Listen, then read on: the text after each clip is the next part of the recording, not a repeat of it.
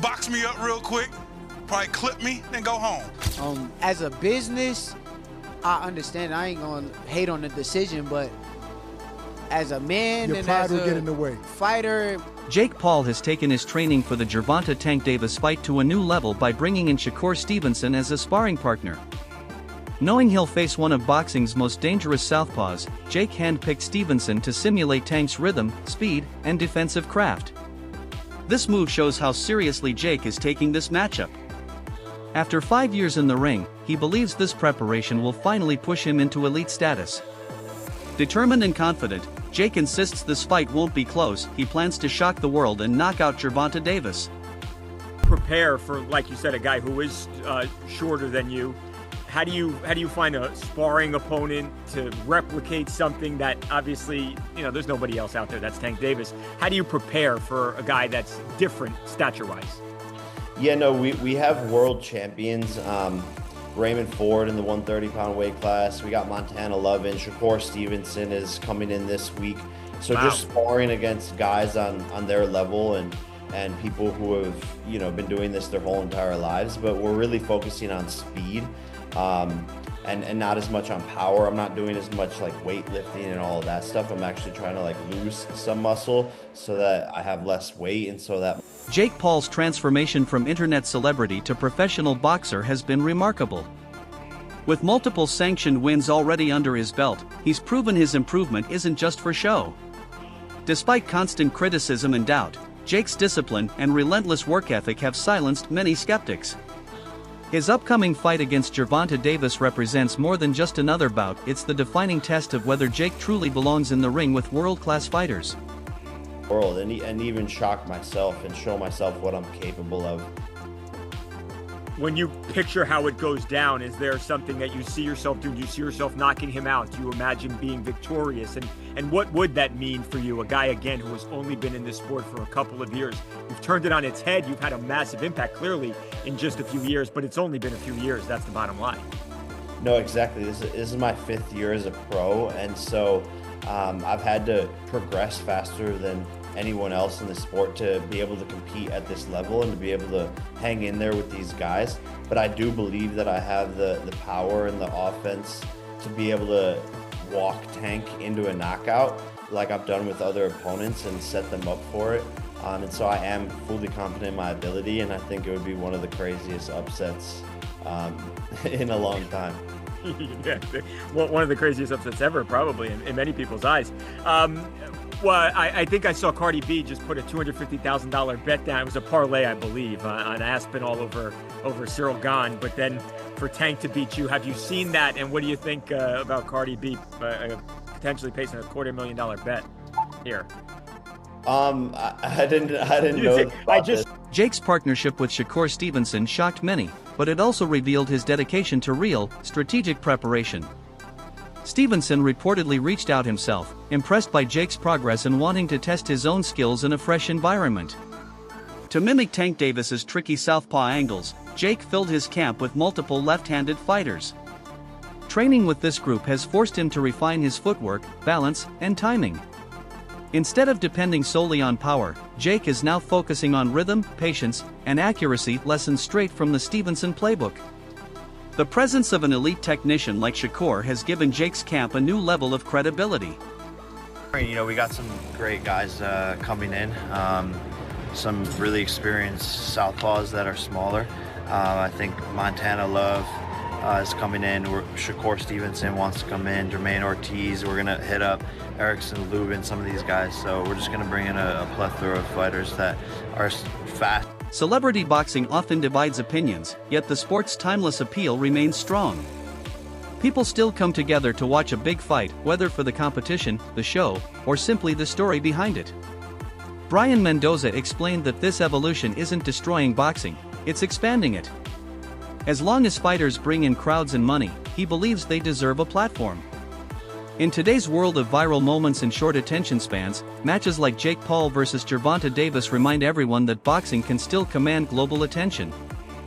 Man, it's crazy, but people getting paid off of it. Yeah. So if he can call any one of y'all out and y'all can get that payday, I say go get it, baby.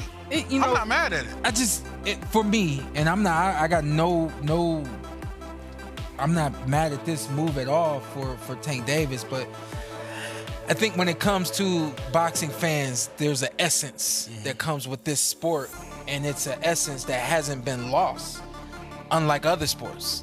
For an example, with football, we come from the hitting days. Yeah. Can't hit nowadays. You know what I mean? So boxing hasn't lost its essence. You know, they're trying to make it safer and all those sorts of things, but there's still this pureness to boxing that really doesn't exist in sports anymore. But it's still there with boxing. I think that's why people have such a problem with this kind of move from Tank Davis. Is it more the heart? How do you guys feel being boxers? Man, like once you hear the numbers, I'm like, they're talking, like I don't know the official one, they're talking about like 100 mil. Oh, damn. Like, they're talking about these insane numbers. Like I'm gonna be like, don't take that. I'm not gonna tell another man not to take that type of check, especially for something like that. It's not on your official record. It's an exhibition. I'm not gonna lie here and act like I'm not gonna say yes to 100 million or something like that. But I do see exactly what you're saying about the essence of boxing. I wish they would kind of separate a little more, because exhibitions have always been a thing. There's always been an argument. Right. But they're just selling it like a real fight almost. Right. So I think that maybe if we could create a better like distinction, more of a difference. Right. There might be less hate on it, but at the end of the day, man, I'm not going to tell Tank not to take that fight. And I said this last year. I said create a influencer title. And let those guys fight over there in the influencer world. They can live the world in the life. The collaboration between Jake Paul and Shakur Stevenson was unexpected, and that's exactly why it's making headlines. Stevenson, known for precision and calm mastery, rarely associates with crossover boxers. Yet this partnership bridges two worlds, the traditional boxing elite and the new age entertainment generation. Jake gains world-class technique, and Shakur reaches a younger audience outside boxing's usual base. Their sparring sessions have been described as intense and technical, with both learning from each other. It's proof that even unconventional alliances can elevate the sport. Stevenson reached out to Jake Paul in support of him preparing for Gervonta Davis. Help me understand, what is the difference between Boots Ennis reaching out to Canelo Alvarez in support of his preparation for Terrence Crawford versus Shakur Stevenson reaching out to Jake Paul in preparation for his fight with Gervonta Davis? Tell me, what is the difference? I'll tell you what the difference is. The Ennis family actually had a relationship with Canelo Alvarez. Shakur Stevenson had no relationship with Jake Paul. None. We heard, oh, Boots is a sparring partner. How much you got paid for that? So now, isn't that also applicable to Shakur Stevenson? Is he not also a sellout? I don't want to hear anything about this fight. It's against a YouTuber, it doesn't matter. No, Shakur Stevenson is an elite level fighter that is going to be a sparring partner to a YouTuber, and he reached out to him directly? Since joining Jake's camp, Shakur Stevenson has offered balanced insights on the Paul Davis fight. While he respects Jake's business mindset, he admits the matchup doesn't align perfectly with boxing's pure competitive standards. Shakur views it as both a marketing opportunity and an athletic experiment, something that attracts attention but doesn't necessarily represent the sport's highest form. His thoughtful stance avoids bias, recognizing that boxing's evolution often mixes tradition with modern media appeal. Opportunity, because this is prize fighting, right? It's about making money and securing your family. Can you fault him for that? It's two sides of that. Okay. Like, it just depends. Like, as a fighter, just because I had a draw with somebody, for me, I may run it back. But in a business aspect, if you run it back and you lose to Lamont, and then the Jake Paul fight is presented, you may not make as much money, or the fight may not be as lucrative as it was before you lost. So as a business, I understand. I ain't gonna hate on the decision, but as a man Your and pride as will a get in the way. fighter with my integrity. Yeah, but isn't there a price for everything, Shakur? Like, even if you had a draw with somebody and you were offered 10 times more than you ever, I don't know what the number is, but it's a lot more than he's ever made. You think you might consider doing the same thing, right? I would, but you gotta also realize, I know that it's not going nowhere. Like, the fight ain't gonna go nowhere. Like, say, because if I really believe in myself, right, and I wholeheartedly think, like, if we fight again, I'm gonna win this fight, that fight still be there around the After corner. I beat this motherfucker, where you at? Yeah. The fight's still there. It's not going to go nowhere. But if I have a 50-50 thought process doubt. where it's like, Right. yeah, I got doubt in my brain, I may be like, all right, fuck it. Also, Let's in his cash case, out. it might be that he's tired of fighting anyway. He's leaning towards retiring Yeah, anyway. let's cash out. So he Commentators are split on this event. Traditionalists call it a spectacle that risks overshadowing legitimate matchups, while others admit that fights like this inject energy and money into the sport. The irony is clear, even those who criticize it still profit from its buzz. Broadcasters, promoters, and rival fighters all benefit from the attention Jake and Tank generate. In today's world, boxing doesn't survive on skill alone, it thrives on storylines, controversy, and characters who keep fans emotionally invested. A lot of people that switch over now, everybody's like, oh, I've been telling y'all Shakur. I know y'all have not. Y'all all been quiet. they on the bandwagon Do now. you actually, we talked to Virgil Ortiz, right? He told us that he be screenshotting a lot of the hate on Instagram to remember to maybe one day comment on their posts. Do you remember certain comments or posts that bother you? I remember it, but like I'm not gonna screenshot it. What I do, I kind of like, if I see something, I be ready to argue it or go back and forth, but I get up and run. But I'm like, talking fuck it, about I'ma Get go up and run. run 3 miles. It motivates you. Yeah, but yeah, I'm talking sure. about like somebody that you know in the boxing industry that you respected, that you kind of was disappointed, like, damn, like Everybody, except for the people that's like right there with me, like the Bud Crawford. He's somebody who kind of stayed with me throughout everything, and I think he's one of the realest people in the sport of boxing. But everybody, I feel like everybody just said, like commentators, people that host shows. people around me started moving different. Like everybody, friends? everybody, Really? everybody. So you had to cut some people off? Yeah, yes, I cut people. People off. you thought were friends. Yes. When you say moving different, what do you mean? I ain't gonna like go into detail because I ain't gonna need to put everybody on the spot, but a lot of people start looking at me different. Social media make people think a certain image or certain things about you. Like people I walk into every day, like, bro, I know you, I've been around you for years. You know me. So if you know me, how you feel as though that you gonna go and look at me different or treat me different than what I already was. So Right. yeah. Well, what did Turkey say after that win, like on a personal conversation? Did he say anything to you? Nah, he just said, good job. We're gonna get you on and UFC legend Daniel Cormier voiced his skepticism, saying Gervonta Davis doesn't need this fight. To Cormier, Tank's skill and status are already proven, and engaging in crossover contests risks his legacy. He views the matchup as a step down for a fighter of Davis's caliber. However, his criticism only fueled the buzz. The more the fight is debated, the more people want to see it. Cormier's comments underline a growing divide: purists who value authenticity versus promoters who chase mass attention. Dean, that's bad. Because you know what that tells me? That tells me that even he recognizes that he's too big for him. Yes. He recognizes that he's too big for him. I'm wondering how this even came about. It can't be that Gervonta Davis needs money. That can't be the reason why He's been a world taking this champion fight. so recently. How could he be broke? That's what I'm saying. Like, is he doing this for money? And then why? And how is even Jake Paul doing this when no one respects it? Like, But I Jake can't Paul- think of anybody that respects this. But Jake Paul has been able to carve out and make his own lane in boxing, and I've never seen anything like it, bro.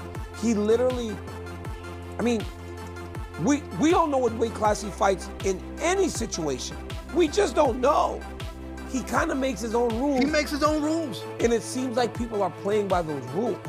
I remember a couple weeks ago, the WBC and Jose Suleiman was very upset that he wasn't going to be able to put the belt on the winner at Canelo versus Crawford. That's a thing that's happened since the beginning of the time. Those guys are very powerful in boxing. But with Zuffa boxing, it was almost like that power was getting stripped away. They were very disappointed.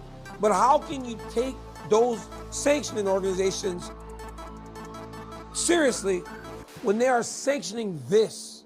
That's my point. That's my point. That's why I think that this whole thing that we have, this boxing and this MMA argument and Zuffa getting into boxing, our argument is misplaced because things like this should not be happening. And No. the fact that boxing is allowing this to happen is an embarrassment to the sport. Yeah, I don't understand why. I talked about this before. Like, I didn't know why they were fighting because, I mean, Gervonta Davis's last fight was at 100. Inside boxing circles, many fans believe the real fight to make is Shakur Stevenson versus Gervonta Davis. Both are masters of timing, defense, and technical precision. A clash between them would be pure boxing, a display of skill, intelligence, and composure. In contrast, Jake Paul represents entertainment and crossover appeal. This contrast highlights how boxing today stands at a crossroads between art and attraction. Fans crave both the spectacle and the substance, and the sport must balance them to thrive. 2 belts. We have Tank to get a couple of belts, and you have a undisputed fight for those two in Las Vegas, in America, between 2 American guys getting undisputed championship of the world. That would be a mega fight. And we're talking about 2 guys that you have the most dominant, persistent, powerful guy, pound for pound powerful guy, I should say, in Tank, who also is very good defensively, but then you're fighting the best defensive fighter in the entire world, in my opinion. That is a fight I would love to see happen. I would be a big fan of, but I think if we could let that kind of fester and develop for a little bit, and we get that fight, summertime next year, fall of next year, where this is an undisputed fight, I think that's the fight we would love to see happen. I would be all for that. And I think it's realistic. Like I said, I don't think Tank's losing to anybody except for possibly Shakur, and I don't think Shakur's losing to anybody except for possibly Tank.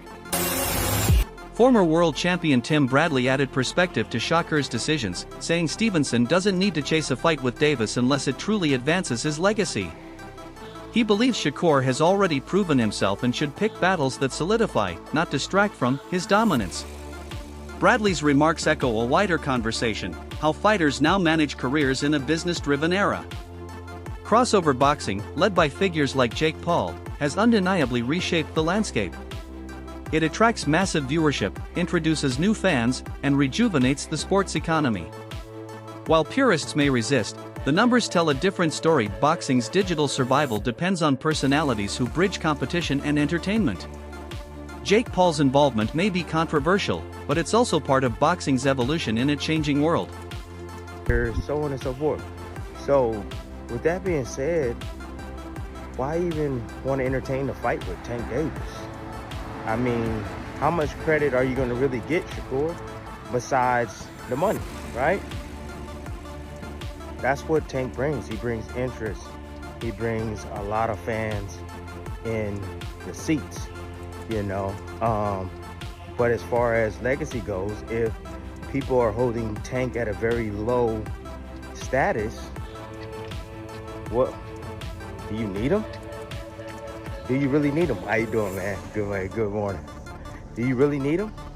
Because I personally don't think that you need him, Shakur, you should be here to create your own legacy. You're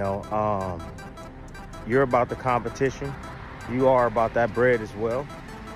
And I think it's important for you to really look at the landscape, man, of boxing and see where your big money fights are, besides Tank Davis.